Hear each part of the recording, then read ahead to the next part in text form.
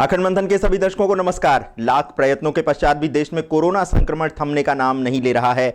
इस मध्य देश में 78,000 कोरोना संक्रमित रोगियों के मिलने के समाचार हैं। पिछले 24 घंटे में ही 3,722 केस सामने आ चुके हैं, जिसमें 134 लोगों की मृत्यु हो चुकी है। मृत्यु का आंकड़ा भी अब देश में 2,549 तक पहुंच गया है, जबकि 26,235 रोगी ठीक होकर घर जा चुके हैं। किंतु सबसे अधिक चिंता वाली बात यह है कि देश के स्वास्थ्य मंत्रालय की नींद अब देश के ही 10 कोरोना संक्रमित राज्यों ने उड़ा दी है। इतने लंबे समय के लॉकडाउन के पश्चात भी इन राज्यों पर कोई प्रभाव नहीं पड़ रहा है। जिन 10 राज्यों में देश के 90% रोगी हैं वो हैं महाराष्ट्र, गुजरात, तमिलनाडु, राजस्थान, दिल्ली, तमिलनाडु, कर्नाटक, बिहार, पंजाब और मध्य प्रदेश।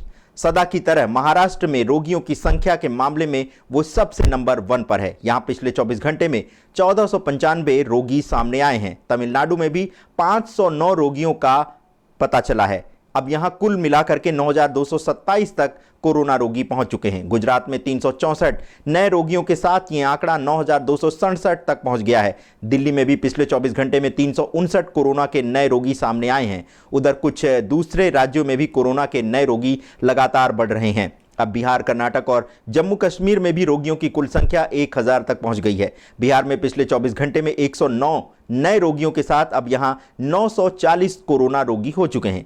चिंता की बात यह है कि इनमें से प्रवासी श्रमिकों में कोरोना संक्रमण अधिक मिल रहा है। हरियाणा एवं ओडिशा में भी प्रवासी श्रमिकों के कारण संक्रमण बढ़ता जा रहा है। पिछले 35 दिनों से गोवा में कोरोना का कोई नया मामला तो सामने नहीं आया था, लेकिन बुधवार को यहां 7 नए मामले सामने आ चुके हैं। इनमें से 5 तो एक ही परिवार के हैं।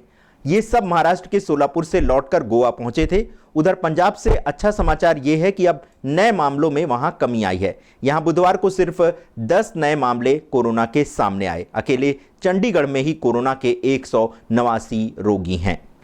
चीन के वुहान शहर से निकला कोरोना अब पूरे संसार में नरसंहार कर रहा है। वहीं अब इस प्रश्न पर कि ये लैब में बना है या प्राकृतिक है, इस पर अमेरिका तो पहले से ही इसे लैब में डिजाइन बता रहा है, किंतु अब इसमें भारत के सड़क एवं परिवहन मंत्री श्री नितिन गडकरी भी कूद गए हैं। श्री नितिन ने कहा है कि कोरोना को हमें अपने जीवन का अंग बनाना होगा, क्योंकि ये वायरस प्राकृतिक नहीं बल्कि लैब में बना हुआ है। यदि ये प्राकृतिक होता तो वैज्ञानिकों को इसकी जानकारी होती। अमेरिका भी इस वायरस को लैब में तैयार होने की बात कर रहा है। अमेरिकी राष्ट्रपति डोनाल्ड ट्रंप ने चीन पर इस वायरस को तैयार करने का आरोप लगाया है। अब अमेरिका के राष्ट्रपति डोनाल्ड ट्रंप का मंत्रिमंडल कोरोना वायरस से जन्मी महामारी की उत्पत्ति की जांच कराना चाहता है। ट्रंप प्रशासन का कहना है कि इसकी संभावना से इनकार नहीं किया जा सकता कि चीन के वुहान में चमगादड़ों पर हो रहे अनुसंधान से विषाणु की उत्पत्ति हुई।